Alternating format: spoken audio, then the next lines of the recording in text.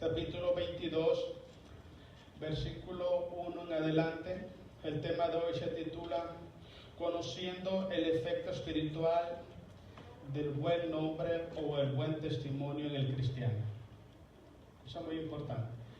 ¿Sabe, hermano, que una de las cosas que el diablo siempre ataca es el testimonio de los hijos de Dios? Siempre lo va a hacer. Porque él sabe perfectamente que cuando un hijo de Dios, hermano, su testimonio ha sido dañado, su vida espiritual ha sido dañada, pierde autoridad moral, autoridad espiritual para poder servir a Dios con integridad.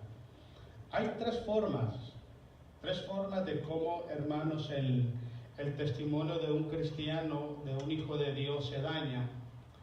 La número uno, hermanos, es cuando Satanás, a través de terceras personas, siempre levanta malos testimonios, falsos testimonios, calumnias, difamaciones, cosas que no son reales, pero las levanta con el propósito de que la gente los crea, ¿ok? Y una vez que la gente los cree, hermano, las personas mismas se encargan de difundir esa mala fama, aunque sea mentira. Creo que ese punto, hermano, no debe de preocuparnos a nosotros, en ninguna manera, porque Dios todo lo saca a luz. Nosotros no necesitamos que nadie nos defienda, porque Dios es nuestro abogado y Él saca todo a luz. Y cuando Dios saca todo a luz, Él da a cada quien según las obras o las intenciones del corazón que nosotros hacemos las cosas. Entonces, esa arma del diablo no tiene por qué quitarnos el sueño a nosotros. Sin embargo, hay otra que sí nos puede quitar el sueño. Y es que muchas veces nosotros corremos como cristianos con malos testimonios, con mala fama, con un mal nombre, por las acciones que nosotros hacemos. Cuando nosotros nos portamos mal y lo hacemos, hermanos, siempre va a haber personas que van a hablar mal de nosotros. Algunas veces, como le dije anteriormente, el diablo usa terceras personas para querer hablar mal de usted, de su familia, de la iglesia. Y en ese punto no se preocupe, todo está bien, Dios tiene todo bajo control. El problema es cuando nosotros, como cristianos, le damos a la gente, al mundo, razones de hablar. Por eso es que debemos de cuidar nuestro testimonio. Nuestro testimonio tiene una influencia espiritual muy grande, no solamente en nuestra propia vida espiritual, sino también en nuestra familia, en la sociedad en que vivimos, en la iglesia en que estamos también. Porque hay personas que muchas veces, se privan de ir a ciertas congregaciones, porque en esas ciertas congregaciones hay personas de mal testimonio. Y eso usted y yo lo sabemos. Cuando un cristiano no tiene cuidado, hermanos, de guardar sus testimonios, es porque no le interesa el efecto espiritual para su vida, para su familia, para la iglesia y para la sociedad. Todo tiene consecuencia. Todo tiene un efecto. Todo. Entonces es muy importante que nosotros, hermanos, luchemos cada día para que ese testimonio, esa limpieza espiritual que Dios ha hecho en nosotros a través de Jesús permanezca. Vuelvo y repito, no se preocupe cuando la gente dice cosas sin serlo. Preocúpese cuando la gente dice cosas y tiene razón. Porque eso sí afecta negativamente en la vida de una persona. La otra manera de cómo viene un mal testimonio en la vida de uno es cuando usted, como hijo de Dios, como hija de Dios, decide servir a Dios con integridad. Satanás todo el tiempo lo va a atacar. Satanás siempre va a atacar a aquel hombre, a aquella mujer de Dios que ama la obra de Dios. Aquel hombre, aquella mujer de Dios que le sirve al Señor con un corazón humilde, con nobleza, con sencillez, siempre lo va a atacar. Porque Satanás sabe perfectamente que un corazón rendido a la voluntad de Dios es una de las armas más poderosas que Cristo tiene en sus manos. ¿Okay? Lo que le quiero decir, Jesús no anda buscando personas preparadas, más listas que otros, que tengan dinero, que tengan profesión, no.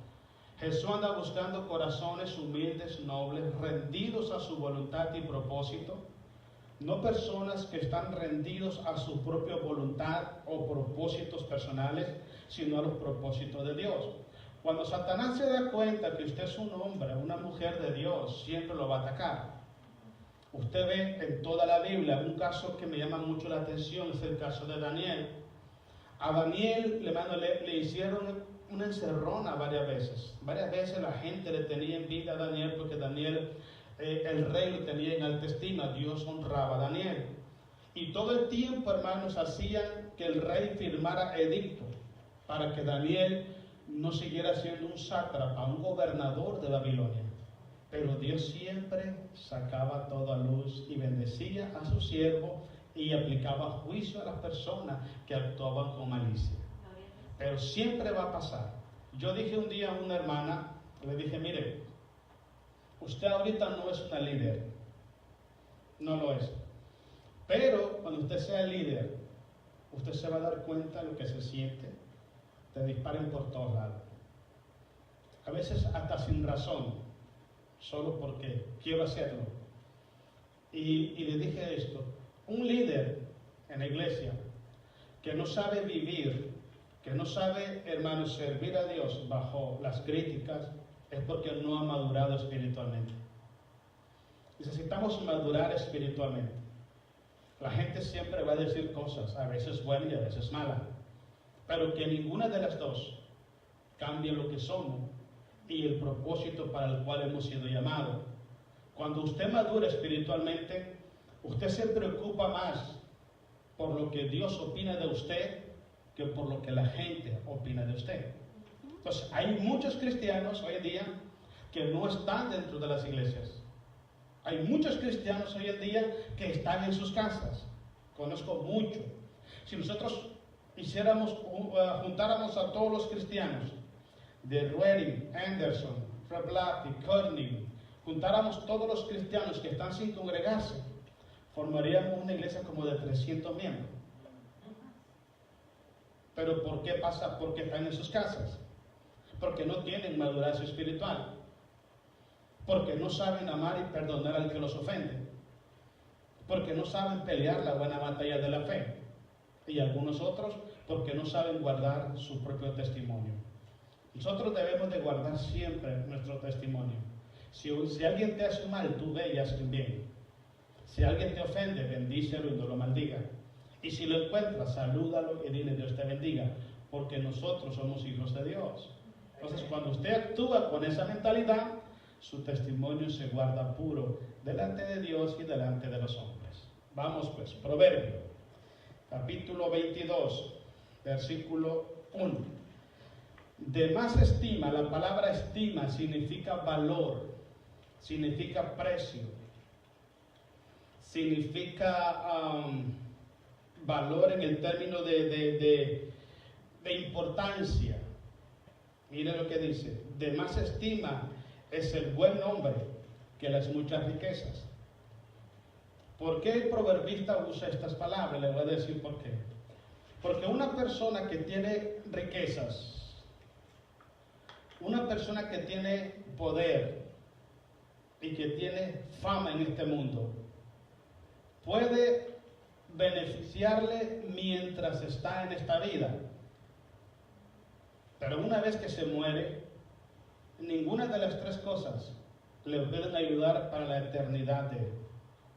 Sin embargo, un buen testimonio, una vida íntegra delante de Dios, una vida responsable, una vida con temor delante de Dios, no solamente tiene beneficios en el presente, sino en el futuro y en la eternidad.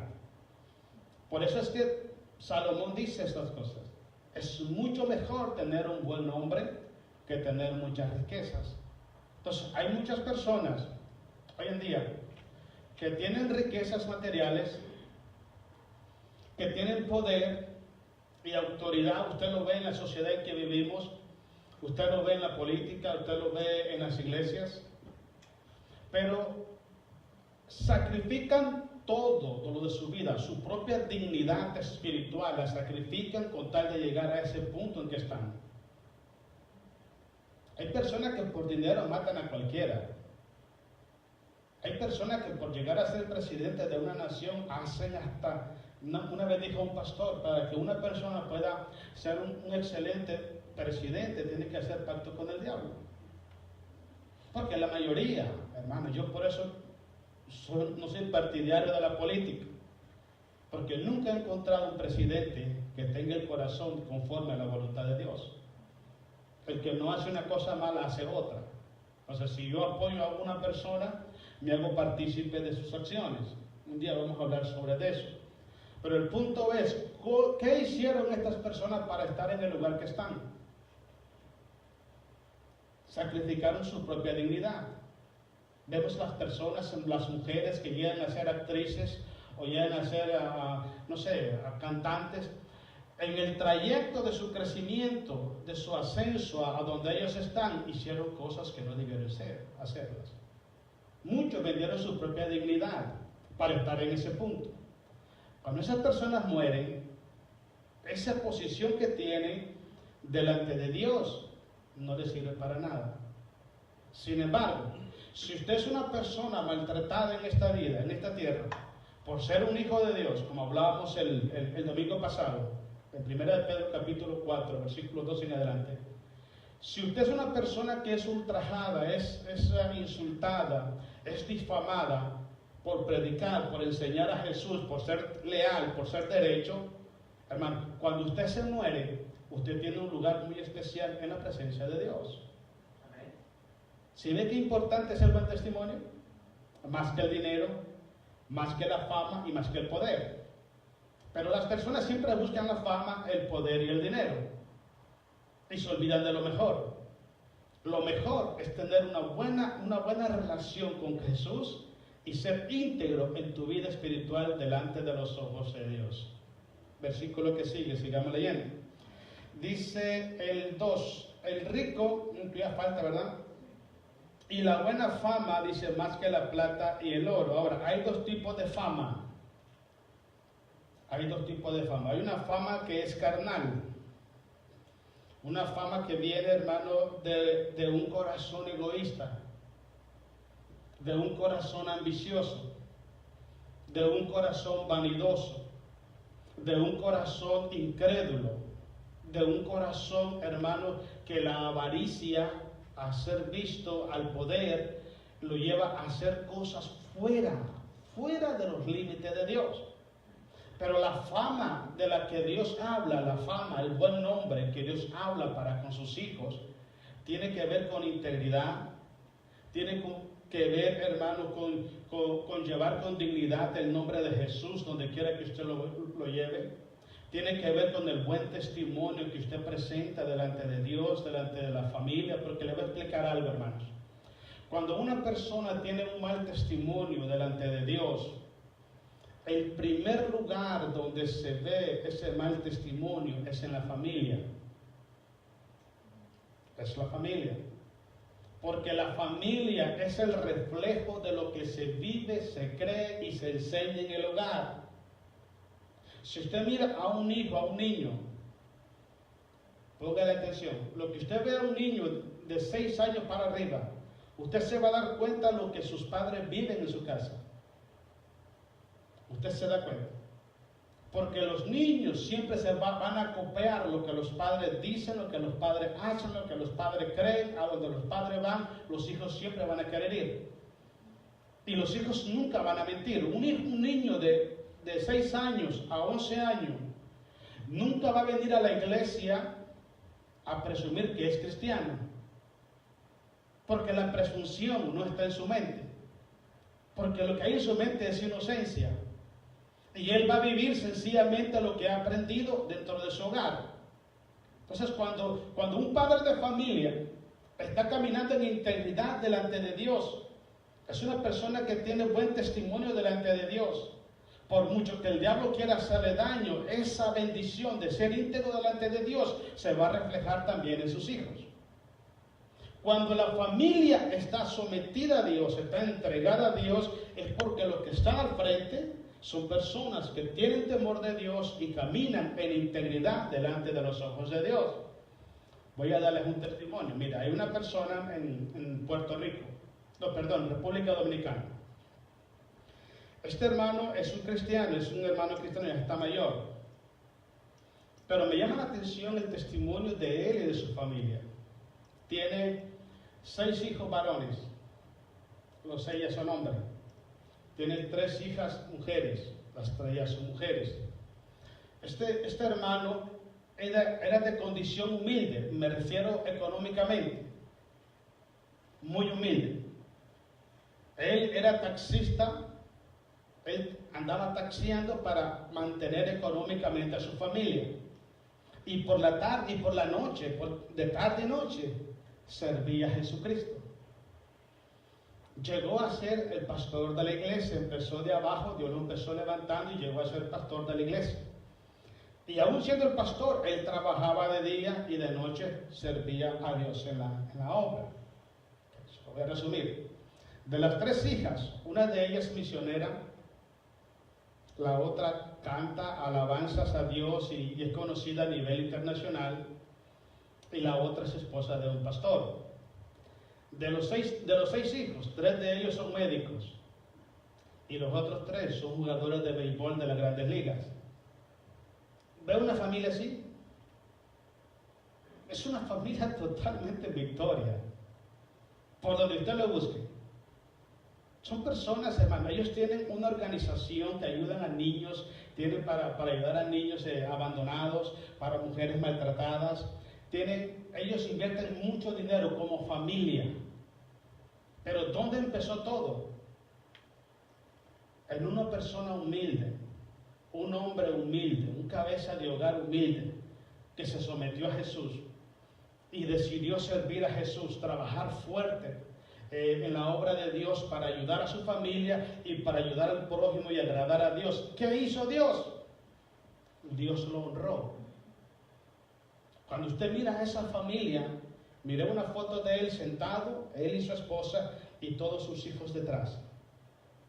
Y dije yo, verdaderamente que Dios hace grandes cosas en los hogares cuando la familia, la cabeza del hogar, está caminando en integridad delante de Dios. El espíritu que gobierna tu vida, ese espíritu tú se lo transmites a tus hijos. Si tienes un espíritu de servicio, ese espíritu tú se lo transmites a sus hijos. Si tienes un espíritu bondadoso, esa bondad se la transmites a sus hijos. Si tienes un espíritu de temor en tu corazón, ese temor se lo transmites a tus hijos. Si tienes un espíritu de adoración y alabanza, ese espíritu se lo transmites a tus hijos. Y si hablamos de lo negativo, de igual manera. De igual manera. Los hijos siempre van a participar del fruto de nuestra fe y de las obras de nuestras manos. Siempre lo van a hacer. Siempre.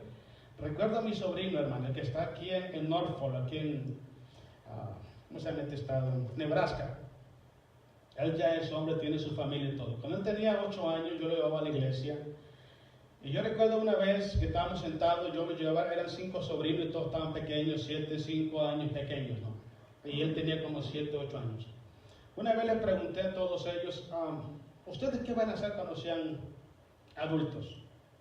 Y todos empezaron a decir, no, yo quiero ser maestra, no, yo quiero ser enfermera, no, yo quiero ser esto. Cuando llegué, en ese tiempo era el único varón que había en el grupo, ¿eh? Y dijo algo que me hizo llorar. Pero hasta ahora no lo ha hecho, pero yo sé que lo va a hacer un día. Y me dijo, tío, ¿sabes qué? Yo cuando sea grande, yo voy a ser predicador como usted. Y sí me hizo llorar. Porque muchas veces nosotros no sabemos cuánto influenciamos a las familias. No nos damos cuenta cuánto daño le estamos haciendo a la familia o cuánta bendición le hacemos a la familia. El espíritu con que usted se conduce hoy, ese espíritu va a ejercer autoridad sobre sus hijos. Si ve qué importante el buen nombre, si ve cuán importante es guardarse en la integridad delante de Dios, es importantísimo, hermano, porque nosotros un día vamos a dejar de ser. No sé cuándo, pero los que vienen atrás, ¿qué van a heredar de nosotros? Hablamos el viernes un poquito sobre eso. ¿Qué le vamos a dejar de herencia a nosotros, a la iglesia del futuro? ¿Qué herencia le vamos a dejar?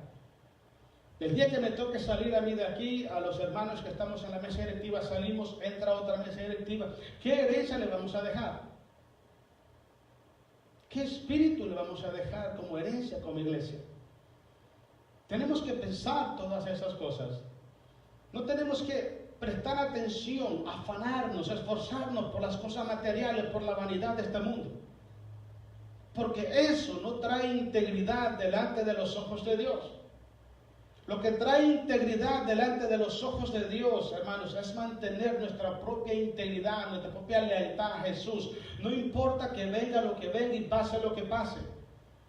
Pero póngase a pensar algo. 15 años más adelante, ¿cómo van a estar sus hijos? ¿A dónde van a estar? ¿Qué van a estar haciendo? Le voy a dar una idea. Van a estar haciendo casi igual o peor que lo que se está haciendo hoy. Si usted decide la integridad con Dios, si usted decide decir, Señor, ¿sabes qué? Voy a buscar agradarte a ti y hacerlo con Él. No tiene por qué hacer trato con la gente de lado. No. Es con Él, es con Él. Es con Él el asunto, no es con nadie más. Porque el día que usted vaya a la presencia de Dios, nadie va a ir con usted. Nadie, ni su hijo, ni su esposa, ni su mamá, lo tiene solito. Y ahí se va a presentar solito delante de Dios. Entonces es con Él el asunto. Entonces eso nos ayuda a nosotros, hermanos, a poner las cosas bien claras. ¿Entramos o no entramos? ¿Tomamos el reto de agradar a Dios o no lo tomamos? Cuando decidimos tomar ese reto es cuando Dios empieza a trabajar con nuestras vidas. Dios va a trabajar con tu vida, Dios te va a ir ayudando poco a poco, pero Dios quiere que tú tomes la decisión. Tomes la decisión. Yo he puesto a pensar algo. A mí me da temor incluso hablar esto. Te he puesto a pensar, hermanos, que si por testimonio de nosotros, mío o suyo, I don't know, de quien sea, una alma, una familia se va de la iglesia y se pierda. Cuando vayas a la presencia de Dios, ¿cómo respondemos eso a Dios? ¿Qué le decimos? Cuando Dios te diga, ven para acá. ¿Te acuerdas de la familia fulana de tal? Sí. ¿Sabes por qué se apartaron de mis caminos? ¿Sabes por qué se perdieron? Porque tú hiciste esto y esto y esto. ¿Qué le respondemos? Verá que a mí me da calofrío eso. Le voy a decir por qué. Porque yo no vine a Jesús porque quise cambiar de religión. A mí no me interesa eso. En el mundo hay 3.500 religiones y no me interesa ninguna de ellas. Ninguna de ellas hace nada por mí. Tienes cuidado. Yo vine a Jesús porque yo quiero que mi alma sea salva por su gracia. Por eso yo vine a Jesús. Dice el apóstol Pedro, siendo el fin de vuestra salvación, el fin de vuestra fe, la salvación de vuestras almas. Para mí eso es todo. Si Dios me dice, de aquí en adelante no vas a predicar, no vas a hacer absolutamente nada, solo vas a estar sentado y ahí te vas a salvar. Me siento y ahí me salvo porque eso es lo que yo quiero. No me interesan los cargos, no me interesan los títulos, nada. Lo que yo quiero es salvarme. Lo que yo quiero es salvación de mi vida. Eso es lo que yo quiero. Pero si alguien se pierde por mí, ¿cómo le respondo a Jesús? Vámonos un poquito más allá. Si un familiar mío no viene a la iglesia porque yo le doy mal testimonio, ¿cómo le respondo yo a Dios? Porque si yo no tengo cuidado como cristiano, si yo no tengo cuidado, hermano, del efecto positivo y negativo que le estoy dando a mi familia, es que no me interesa a las demás personas tampoco me interesa a Dios a mí. Porque si no amo ni a mi familia, que es mi familia, ¿cómo lo voy a amar a usted? ¿Cómo me voy a preocupar para que usted esté sano espiritualmente y se salve? No me interesaría. Si no tengo la preocupación por mi familia, ¿usted cree que me va a preocupar por usted?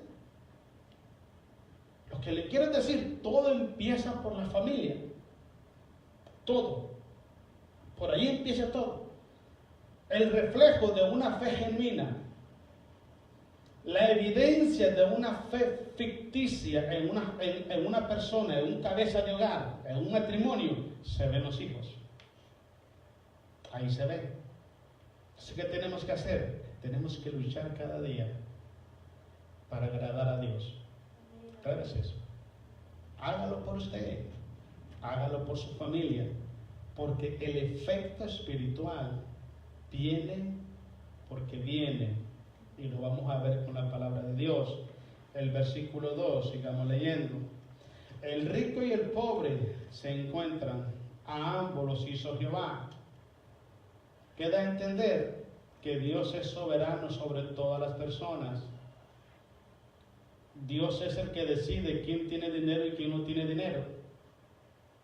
Si Dios quiere bendecirlo a usted económicamente, Dios lo va a hacer. Pero le voy a explicar algo. Todas las riquezas materiales y económicas que Dios da a sus hijos, nunca le añades a ella aflicción. Nunca. Mucho menos que las riquezas que vienen a su vida, materiales o económicas, comprometan su fe y su integridad espiritual delante de los ojos de Dios. Para Dios es más importante la santidad y la integridad de su corazón que las riquezas materiales y económicas en su vida. Todos las necesitamos, todo. Porque el que me dice que no necesita dinero, hombre, está mintiendo. Todos necesitamos dinero. El problema es, ¿con qué ojo estamos viendo el dinero y la riqueza material?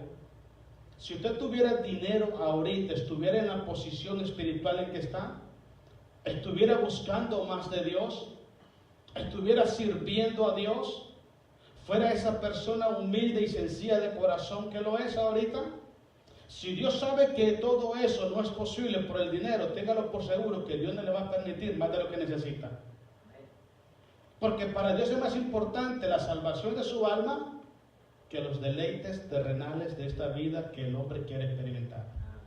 A ambos los hizo Dios. Sigamos leyendo porque esto está bueno, Dice, a ambos los hizo Jehová. El versículo 3. El avisado. La palabra avisado significa la persona que fue advertido con anticipación. ¿Okay? El avisado ve el mal y se esconde, mas los simples pasan y reciben el daño. Si Dios está hablando a tu corazón, Dios está hablando a mi corazón, es con un propósito. Dios nunca va a hablar a nuestras vidas solo porque sí. Nunca lo va a hacer. Dios siempre tiene un plan sobre nuestras vidas. El problema es, ¿tenemos nosotros la audición espiritual desarrollada? ¿Tenemos nuestra fe espiritual activa para escuchar la voz de Dios y ponerla en práctica? Ese es el punto clave. Porque esos son, hermanos, los dos elementos que marcan la diferencia entre la integridad, hermanos, delante de Dios y el mal testimonio delante de Dios y delante de la sociedad. De nada sirve que Dios hable y hable y hable y hable si mi corazón no está dispuesto para obedecer. De nada sirve que me conozca las escrituras desde Génesis hasta Apocalipsis si mi corazón está viviendo en incredulidad, haciendo lo que yo creo o quiero que debo de hacer. De nada sirve. Y el problema es, miren, en cierta ocasión Jesús les dijo a los fariseos estas cosas. Ustedes no serían reos de muerte si yo no les hubiera hablado la palabra de Dios. Cuando yo estuve en México en el 93, escuché a una hermana predicar y dijo, hermano, dice, yo era el tipo de persona en la iglesia que siempre le pedía a Dios conocimiento de la Biblia. Mucho conocimiento. Yo quería conocer de Dios, pero no conocerlo de una manera por encima, sino profundamente, la interpretación bíblica o espiritual de la palabra de Dios. Y en una ocasión Jesús habló a mi vida y me dijo, entre más conocimientos tienes más responsabilidad y vas a sufrir más. Si estás de acuerdo, que te dé conocimiento, dímelo. Y la hermana pensó que no era cierto. Y dijo, sí, Señor, porque mucha gente cree que el conocimiento es para deleite de uno, no, fíjese que no. El conocimiento y la revelación de la palabra de Dios, hermanos, es para que nos las apliquemos nosotros mismos y para que nos levantemos de la comodidad de nuestra casa y vayamos a compartir con otras personas. Por eso es que hay personas dentro de las iglesias que lo que tienen es ambición al conocimiento, pero no tienen fe a la voluntad de Dios. Tienen la cabeza llena de información, pero su corazón está vacío de la voluntad de Dios. Porque el corazón está cerrado. Dice el escritor de Hebreos: si oyeres hoy su voz, no endurezcáis vuestros corazones. Cuando el corazón está cerrado para no obedecer a Dios, la palabra nunca llega al corazón. Y cuando llega, se rechaza. Porque la voluntad del hombre está predispuesta para hacer lo que él considera que debe de hacer y no lo que Dios manda que debamos hacer. Una cosa que dijo el hermano que ahora dice el Señor: obediencia quiero y no sacrificios. Es cierto. Eso es lo que dice Jesús. Cuando su corazón está lleno de obediencia, créame que Dios lo va a llenar de su santa voluntad. Entonces, entre más Dios habla a tu vida, tienes más responsabilidad y más compromiso delante de Dios. Dice Jesús: a quien Dios le da más, Dios le va a demandar más. Entonces, cuantas veces Dios te ha hablado, de cada palabra que Dios nos ha hablado, de esa le vamos a dar cuenta al Señor. Amén, hermanos. Sigamos leyendo pues. Dice el versículo 4: riquezas, honra y vida son la remuneración de dos cosas: humildad y los que temen a Dios. ¿Qué cosa es la humildad? La humildad es estar sujeto a la voluntad de Dios. La humildad es decir, como dijo Pablo: ya no vivo yo, mas Cristo vive en mí. La humildad es rendirse a la voluntad de Dios aunque no la entienda, aunque no la comprenda en ese momento. El punto clave ¿dónde está? Cuando nosotros aprendemos a morir al yo, es cuando aprendemos a ser humildes. Si todavía hay orgullo en el corazón de una persona, si todavía hay argumentación en el corazón de una persona, si todavía está el pero en el corazón de una persona, si hay codicia, si hay ambición, si hay deseos carnales, si hay codicia al poder, si todavía hay eso, es porque no se ha muerto el yo. En Filipenses capítulo 3, Pablo dijo estas cosas: todo lo que yo tengo, todo lo que yo soy, lo tengo por basura. ¿Sabes qué es basura?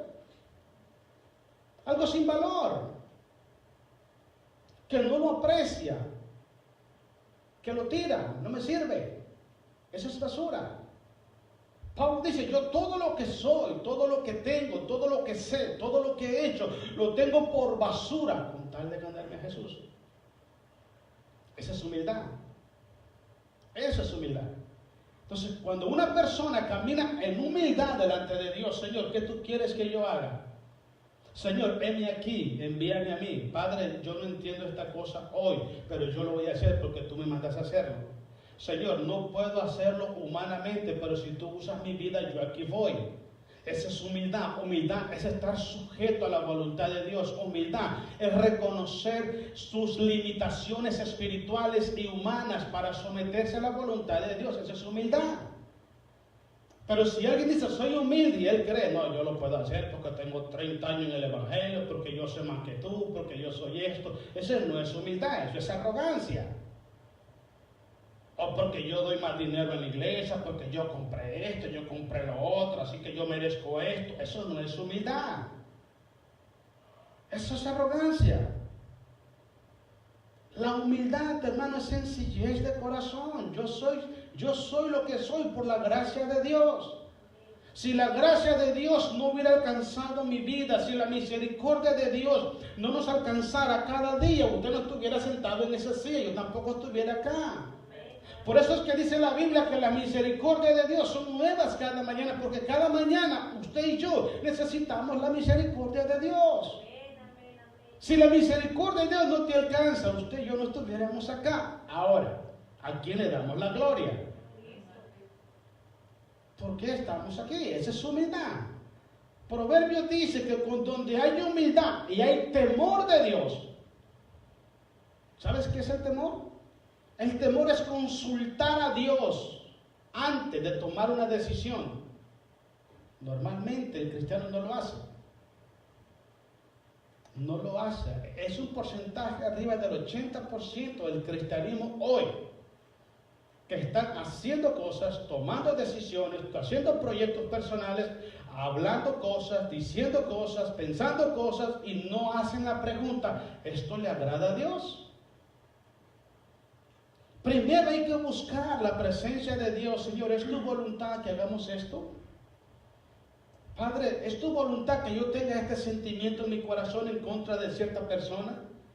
¿Es tu voluntad que yo le responda a las personas de esta manera? ¿Esa es tu voluntad, Señor? Cuando hay temor de Dios en el corazón de una persona, siempre vamos a consultar a Dios. Ok, en la mezcla de esas dos cosas, de la humildad y del temor, dice que hay gran remuneración. En otras palabras, hay abundancia de bendiciones sobre la vida de aquellos que son humildes y caminan en el temor de Dios. Versículo 4, 5, ya vamos terminando, hermanos. Dice el 5, espinos y lazos hay en el camino del perverso. El que guarda su alma se alejará de ellos. ¿Ha escuchado ese refrán que dice, el que a buen árbol se arrima, buena sombra lo cobija? Mateo capítulo 5, vamos pues. Primer área que nos ayuda mucho, hermanos, en cuanto al buen nombre. Tenemos un efecto espiritual positivo en la sociedad en que vivimos. Mateo capítulo 5, versículo 13 al 16, para que usted vea cómo hace efecto todo eso. Dice Mateo 5, 13, hermano, damos la gloria a Jesús. Vosotros sois la sal de la tierra, dice Jesús. Pero si la sal se desvaneciere, ¿con qué será salada? La sal se usa, hermano, no solamente para condimentar la carne, también se usa para conservar la carne. En otras palabras, una comida sin sal, fíjate, está horrible. La sociedad en que vivimos, hermanos, los que le dan sabor a la sociedad en que vivimos, aunque ellos no lo reconocen, aunque ellos no lo pueden discernir, es la iglesia del Señor. Porque mientras ellos andan haciendo pecado, usted está orando por ellos. Pero si usted y yo dejamos de orar, si usted y yo dejamos de hacer lo correcto, si usted y yo dejamos de caminar en integridad, ¿qué esperanza tiene la sociedad con nosotros? Jesús lo puso a usted y a mí en este mundo, no somos de este mundo. Nos puso como una luz en este mundo, para que las personas pudieran ver en nosotros, hermanos, el testimonio de Jesús, y las personas tuvieran esperanza. Ellos pudieran decir, mira, yo conocí a esta familia se portaba mal, pero mira, desde que aceptaron a Jesús, ahora son familias bien portadas. Y les provoca esperanza a la sociedad. Pero si las personas a las cuales Cristo puso en este mundo para dar buen testimonio, damos mal testimonio, ¿qué esperanza tiene la sociedad? No tiene esperanza. Porque somos nosotros la luz de este mundo. Eso es lo que dice la palabra de Dios. Pero siempre me gusta hacer preguntas. ¿Es usted una buena luz en el mundo? ¿En la sociedad, en sus familias? ¿En los conocidos, compañeros de trabajo? ¿Usted es una buena luz? Sigamos pues, porque esto está mejor así. Ok, ¿dónde estamos? En el 14, ¿verdad? No, sí, el 14. Vosotros sois la luz del mundo. Una ciudad asentada sobre un monte no se puede esconder. O sea, que tenemos que andar entre medio del pueblo. Ni se esconde una luz y se pone debajo de un almud, sino sobre el candelero y alumbra a todos los que están en casa. 16, el punto clave.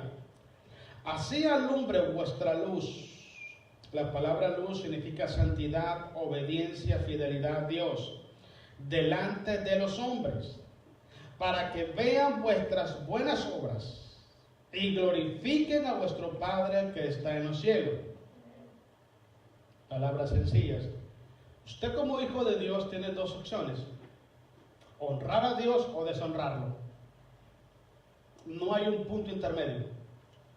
No lo hay. ¿Sabe que una de las razones, siempre he dicho esto, vayan buscando ahí, hermano, ya a 1 Pedro 3:1, que vamos a buscarlo ahí. Una de las razones, hermanos, por las que muchos cristianos no van a predicar, ¿sabe por qué? Porque allá afuera conocen su mal testimonio. A veces no tan solamente porque no saben hacerlo, o tal vez porque tienen temor a que la gente le haga preguntas y no pueda contestar. Son puntos que se está usando el enemigo para no ir a evangelizar. Pero hay un punto que es clave, es el punto, hermano, del testimonio. Cuando usted tiene buen testimonio en la sociedad, incluso, hermano, no necesita ni siquiera hablarle a la gente, con su vida usted predica el evangelio. Pues hay personas que prefieren mejor no irle a hablarle de Jesús al vecino, porque el vecino le conoces todo el pasado. Y para que no le saquen los trapitos sucios al sol y se muera, ahí le quedo, no le muevo. ¿Se da cuenta cuán importante es el buen testimonio? Es importantísimo, hermanos. Es muy importante. Y tenemos que apreciarlo. Tenemos que pedirle a Dios que nos ayude a conservarlo.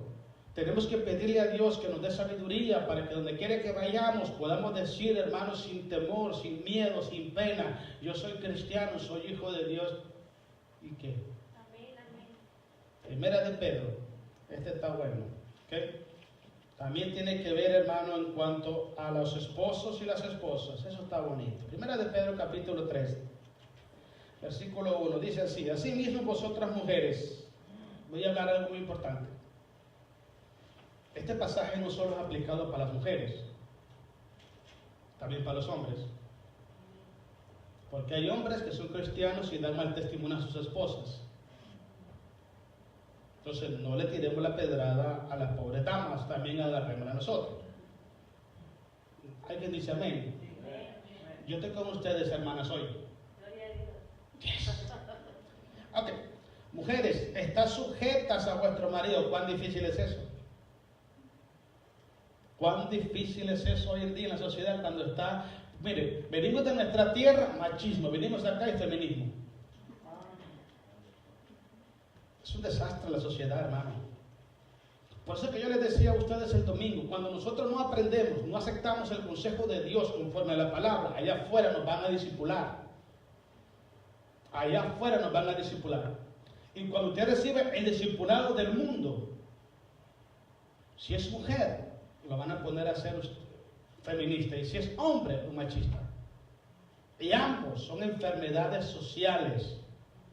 Eso no tiene que estar en la casa de Dios, pero es muy difícil ver a una mujer, incluso cristiana, sujeta a su marido. Oh, es muy difícil. Siempre quieren dar así al marido. Mire, la mujer sabia edifica su casa. Si tiene temor de Dios, se sujeta a lo que dice Dios. Ese es el orden que Dios puso en el hogar. En el hogar no es la mujer la que manda. En el hogar quien tiene la autoridad es el hombre. Porque así lo estableció Dios, hermano. Así es, qué bonito es. Tampoco estamos hablando de que lo va a estar ahí como capataz. No, si es también un líder, tiene que dar ejemplo, ponerse al frente, a buscar de Dios, a ayunar, a llevar su familia a Jesús. Ponga también al frente también. Ser líder en una casa no es decir aquí mando yo, no señor. Eso va mucho más allá. Después le damos a los viejitos para que también se vayan bien acomodados, Sigamos pues. Dice, para que también, escucha esto, los que no creen a la palabra, o sea, los que son incrédulos a la voluntad de Dios, dice, sean ganados. ¿Cómo? Sin palabra. Ay. Por la conducta de quién. Veámoslo de esta manera. Solamente usted, la hermana, es cristiana, el marido no. Es que hay que hacer preguntas. Digamos, su viejito no es cristiano, solamente usted. ¿Tendría esperanza su esposo de salvarse con su testimonio? ¿Convencería usted a su marido de que se haga cristiano con su testimonio? Esa es la pregunta clave. Veámoslo al otro lado. Si la esposa no es la convertida,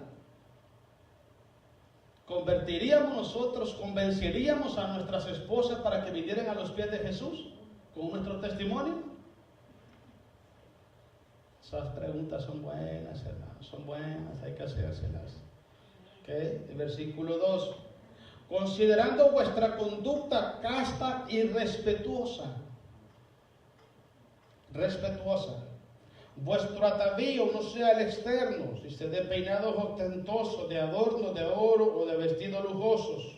Eso es para las top model, las modelos. Las hijas de Dios no son modelos, son hijas de Dios. No andan presumiendo vestidos, ni alhajas, ni nada de esas cosas, hermanos. Las hijas de Dios son sencillas de corazón. Porque la belleza de una hija de Dios no está en el anillo que anda o la pulsera que anda. No, está en el corazón, en la integridad, en el sometimiento a Dios, el temor a la palabra de Dios y sometimiento a su marido. No le dé órdenes a su marido, no es de Dios. Chacho, nadie dice amén. Ni la hermana Irma se anima. Sino el interno y del corazón, el incorruptible ornato de un espíritu afable y apacible que es de grande estima delante de Dios. ¿Se da cuenta que es de adentro? Porque así también se ataviaban en otros tiempos aquellas santas mujeres que esperaban en Dios, estando sujetos a su marido. Como Sara obedecía a Abraham llamándole Señor. Déjenme decir lo importante. Cuando usted va a las calles, me dice, mira, ella es mi esposa, es mi señora. Pero déjeme explicarle algo. Yo muy pocas veces he visto una hermana que le diga Señor a su esposo delante de la gente. No. Le dicen el gordito, el flaquito, el chimichanga, el papichucho, no sé cómo se llama, señorcito, mi perrito, y no le dicen Señor. Pero he visto muchos hermanos, esa es mi señora, mira, mi señora. ¿Verdad que sí? Pero no he visto una hermana que le diga, mira, ella es mi señor. ¿Verdad que no? Hermanos. Mejor cambiemos de canal porque ya está. Segunda de Timoteo, capítulo 1, hermano. Vámonos a Timoteo. Eso es como afecta la conducta, hermanos, en los matrimonios. Usted tiene un esposo sin convertirse. Dele buen testimonio, sométase a Dios, sea temerosa de Dios, no trate de manejar a su esposo, tema a Dios y verá que él se va a convertir por su buen testimonio. De igual manera, si el hombre es cristiano y la mujer no lo es, sea responsable, ama a su esposa, respétela. Presúmala si es posible, mira, ella es mi esposa, ella es mi amada esposa, la que está conmigo en las buenas y en las malas.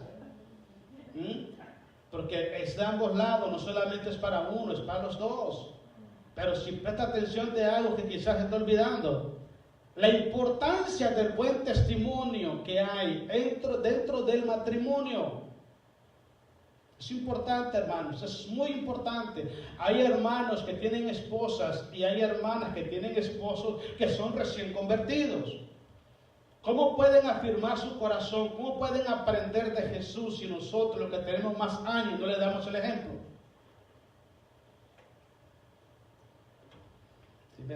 Segunda de Timoteo, sigamos mejor. Capítulo 1, versículos 3 y 5. Mire que es el 3. Doy gracias a Dios, al cual sirvo desde mis mayores con limpia conciencia. Eso es integridad. De que sin cesar me acuerdo de ti en mis oraciones noche y día, deseando verte al acordarme de tus lágrimas para llenarme de gozo. 5. Trayendo a la memoria la fe no fingida que hay en ti, la cual habitó primero en tu abuela Eloida y en tu madre Eunice, y estoy seguro que en ti también. ¿De dónde aprendió la fe no fingida Timoteo? De su mamá. ¿Y de dónde la aprendió la mamá? De su abuelita. ¿Se da cuenta usted cuánto efecto hay? Sí, hermano, créame. Yo sé que hay personas que no quieren escuchar esto, pero déjenme decirle, hermanos, cuando nosotros prestamos atención a la palabra y damos cuenta, hermanos, lo que tenemos que hacer, lo que debemos que hacer por nuestra familia, y lo ponemos en práctica, empezamos a ver el fruto de nuestro esfuerzo y de nuestra fe en nuestros hijos. Porque todo el mundo quiere ver a sus hijos sirviéndole a Dios. Todo el mundo quiere ver a su esposa y esposo sirviéndole a Dios. La pregunta es, ¿qué estamos haciendo nosotros para que eso ocurra? ¿Qué estamos haciendo? ¿Cuánto estamos influenciando a las personas? Vuelvo y repito, el espíritu que gobierna su corazón, que dirige su vida, esa es la herencia que le va a dejar a sus hijos. Presta atención, presta atención. Ojalá que sea un espíritu de nobleza, un espíritu de servicio, de humildad, un espíritu de sometimiento a Dios. Porque si es un espíritu de desobediencia, también los hijos se van a desobedecerle a usted. Grábese esto, grábese esto. Los hijos van a desobedecerle a usted si usted está caminando en desobediencia con Dios, porque ese es el espíritu que le está transmitiendo. Qué bonito es, hermano. Mire, yo conozco hermanas que son tan lindas. Escuché una vez el testimonio de la hermana, una hermana, no voy a decir nombre, ya está mayor ella. Y una vez, no sé por qué, estaban hablando acerca de problemas en pareja. Y ella estaba sentada así. Y le hicieron una pregunta. Hermana, ¿usted qué opina? Y dijo, bueno, mire, con mucha sencillez dijo esto. Y dejó a todo el mundo callado. A mí también, a todo el mundo. Yo no estaba opinando, pero estaba más callado. Dijo, mira, yo te voy a decir lo que yo vivo. Cuando mi esposo se porta mal conmigo, yo en vez de recriminar su mal comportamiento, yo me acerco a él y le doy mejor testimonio a él, para que él sepa cómo debe de comportarse. Si mal se porta él, más rico le cocino, para que él sepa que se portó mal. Y dice, es cierto, es cierto. Cuando alguien te hace un mal y tú vas y le das la mano, Dios te bendiga, ¿cómo estás? Dice, wow, yo maltratando a esta persona y él dándome la mano. No hay mejor enseñanza que esa. Estaba Jesús clavado en la cruz y él dijo, Padre, perdónalos, no saben lo que hacen. No saben lo que hacen. El testimonio, guárdelo, hermano. Guarde ese testimonio por usted, delante de su familia, delante de la sociedad y delante de la iglesia. Vámonos a Hechos, capítulo 5. Ya vamos terminando, hermanos. No más faltan 5 horas. Hechos, capítulo 5. Vamos a leer del versículo 12 al 16. El buen testimonio en la congregación. Hablamos el buen testimonio en la sociedad, Mateo capítulo 5, 13 al 16. El buen testimonio en la relación de pareja, esposos, ¿okay? Primera de Pedro 3, 1 al 6. El buen testimonio y el efecto espiritual en la familia, Timoteo heredando la bendición de sus abuelitos, papá y abuelito. Ahora vamos a hablar el efecto espiritual en la iglesia. En la iglesia. Yo una vez, hermano, recuerdo, andaba visitando una familia que no eran cristianos, pero andaba hablando con ellos de Cristo.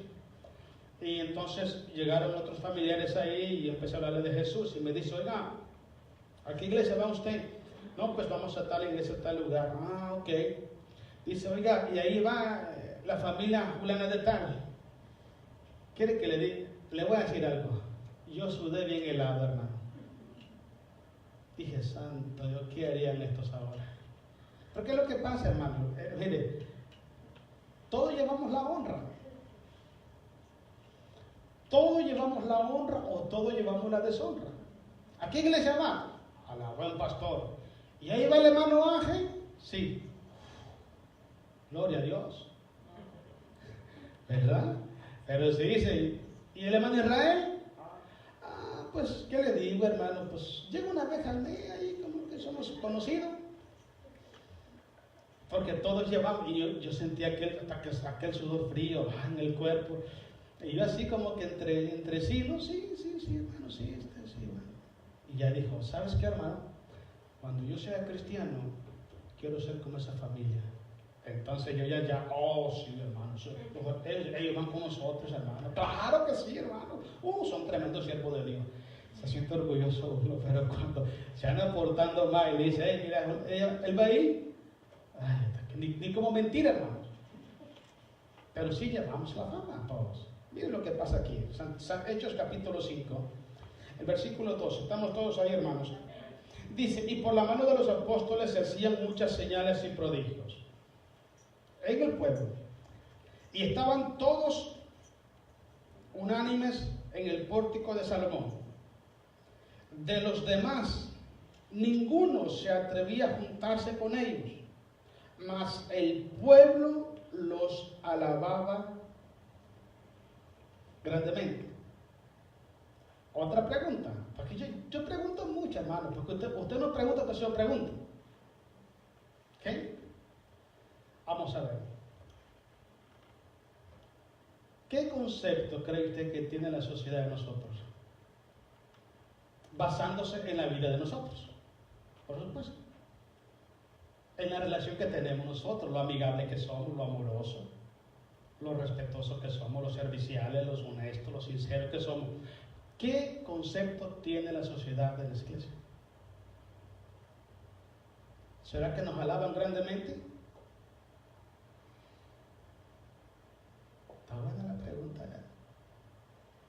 ¿Sabe? Es bueno, hermanos, es bueno que esas preguntas así que nos pegan a la pared, que nos ponen contra la espalda y la pared, para que entendamos quiénes son. Porque le voy a explicar una cosa. Si hay un error grave en el cristiano hoy en día, que tenemos que evitarlo, es no tener un más alto concepto de lo que en verdad somos delante de Dios. No debemos de vivir una falsedad. Así como usted es, así sea. Tiene defecto, cambie, haga actitud, haga ajuste su vida. Pero una persona que se porta como cristiano y la sociedad lo conoce, es deprimente, hermanos. Es triste saber que uno se está engañando solo. Pero cuando la gente tiene que opinar de usted y de mí, y tiene que opinar de la iglesia, ¿qué opinión tendrá la gente? Dice que esta iglesia primitiva, hablé de eso el viernes, es la iglesia modelo a seguir de todas las iglesias alrededor del mundo. Hacía grandes señales y maravillas Dios por manos de los apóstoles. ¿Pero por qué los hacía? Porque ellos estaban caminando en integridad y en fidelidad para con Dios. Y toda la gente miraba cómo estaban en armonía. ¿Tú crees que no era bonito que la gente llegaba y en vez de haber discusión, contienda, murmuración, queja por todos lados, indirecta, esas vainas, hermano, todo el mundo en armonía, con amor, con unidad, con sencillez de corazón? La gente, mire, que le voy a explicar algo. Cuando una persona entra por esa puerta a visitarnos, el espíritu que gobierna a nosotros, la gente lo siente. La gente lo siente. Entonces, tenemos una responsabilidad tan grande, ¿entienden?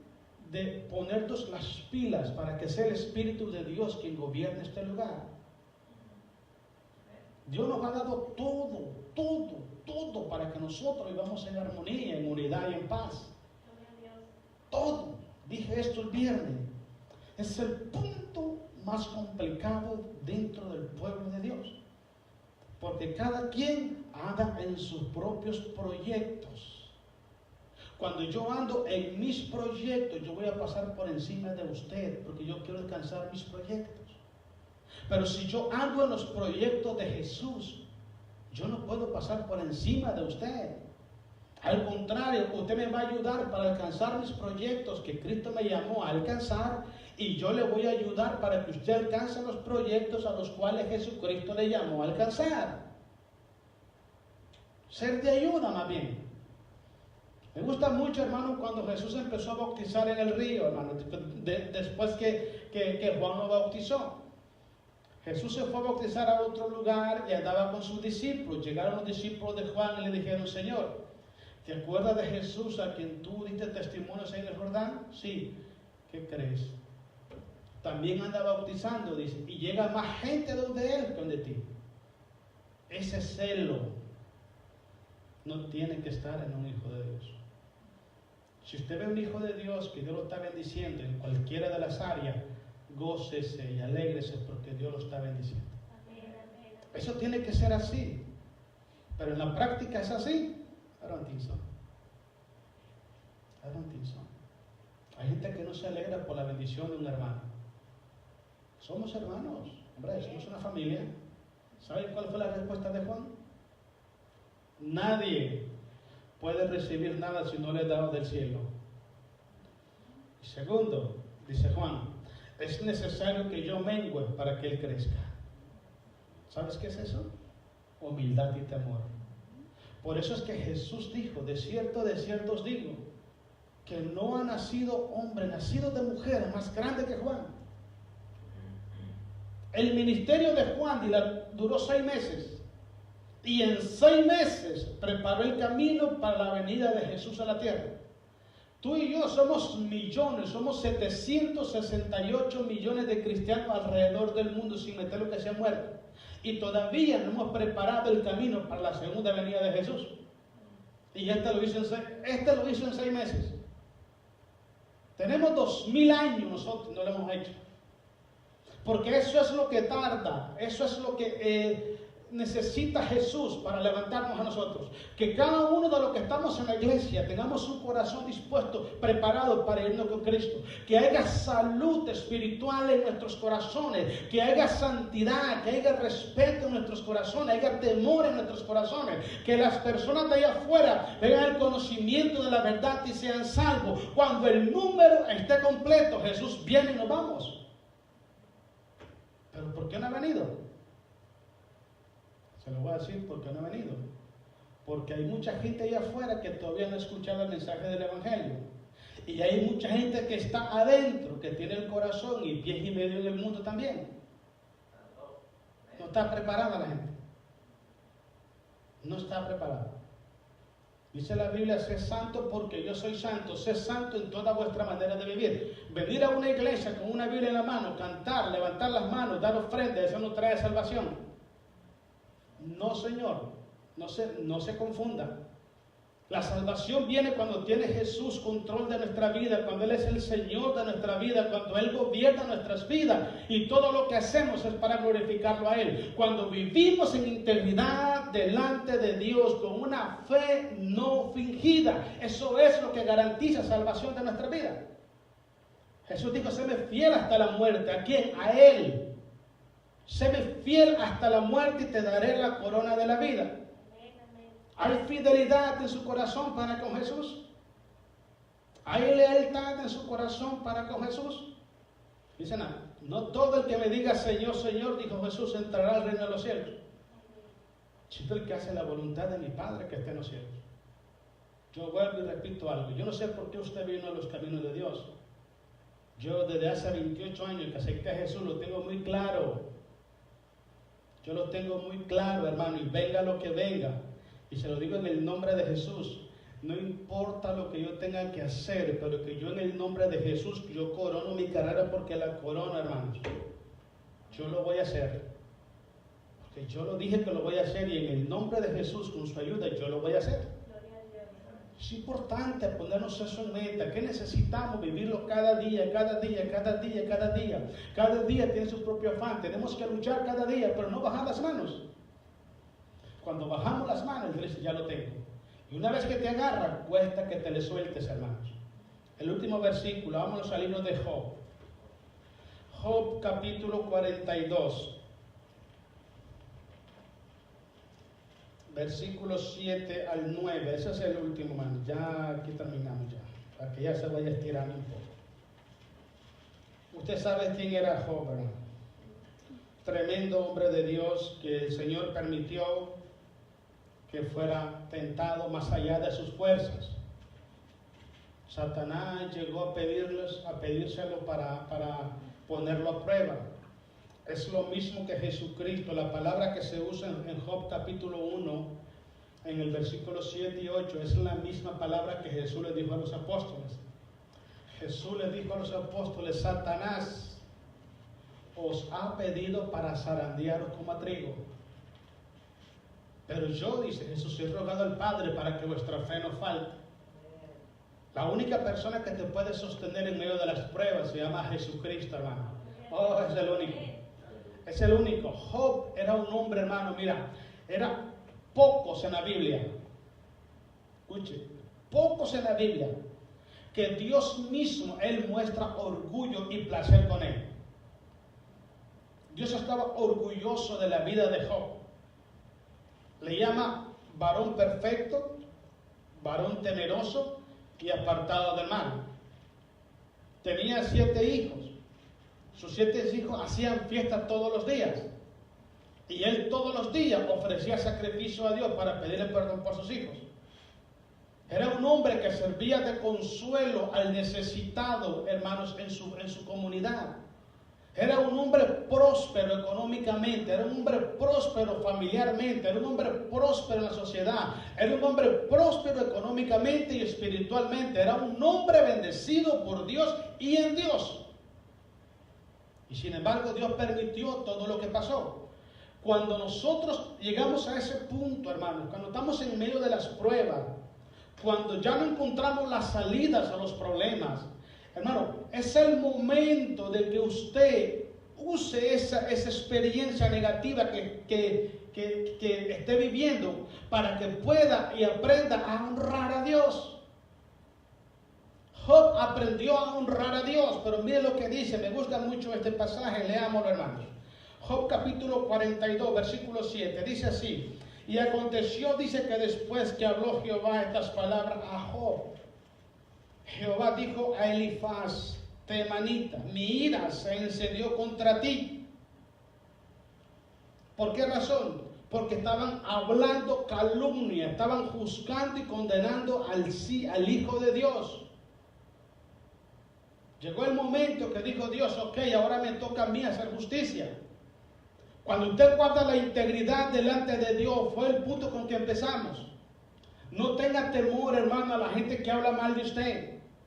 La gente que murmura detrás de usted, no tenga temor. La gente que levanta calumnias, no tenga temor. Tenga temor a Dios y camine en integridad.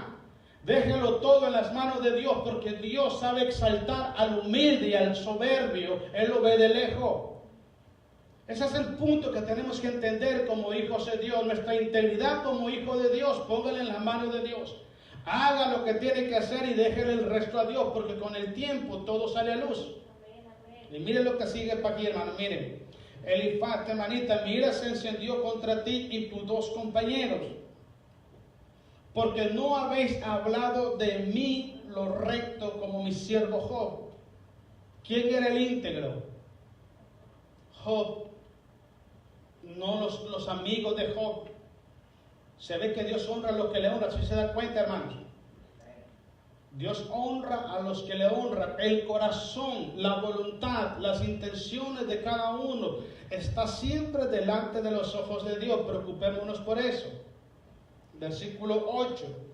Ahora pues, tomaos 7 becerros y 7 carneros, e id a mi siervo Job y ofreced holocausto por vosotros, y mi siervo Job orará por vosotros, porque de cierto, dice, a él entenderé, para no trataros afrentosamente, por cuanto no habéis hablado de mí con rectitud como mi siervo Job.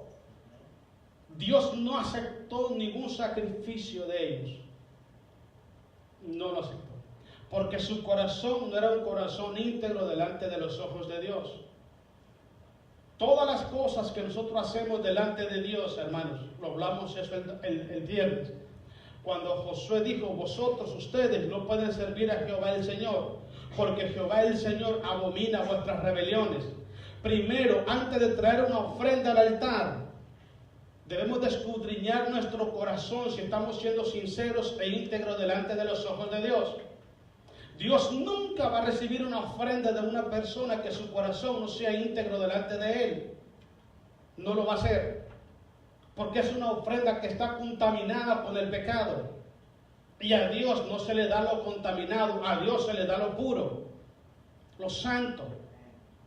Pero ¿qué hizo Jehová? Dásela a mi hijo, dásela a Job, para que él me la ofrezca, porque de ustedes no quiero nada. ¿Qué hubiera pasado si Job se hubiera negado? Estos amigos no hubieran tenido la oportunidad de ser perdonados por Dios, porque Dios no iba a escuchar sus oraciones. Se necesita un corazón íntegro delante de Dios para poder interceder por las personas. Se necesita un corazón íntegro delante de Dios para caminar, hermano, con fidelidad delante de los ojos de Dios. Se necesita integridad en el corazón del hombre para poder predicar la palabra de Dios, para poder enseñar la palabra de Dios, para poder ser un líder. Se necesita integridad, no delante de los hombres, sino delante de Dios. Se necesita eso. Cuando Dios ve tu integridad, créame, Dios te va a honrar. Dios va a honrar tu vida. Cuando hay verdaderamente fidelidad en ti. Cuando tu corazón es recto delante de Dios.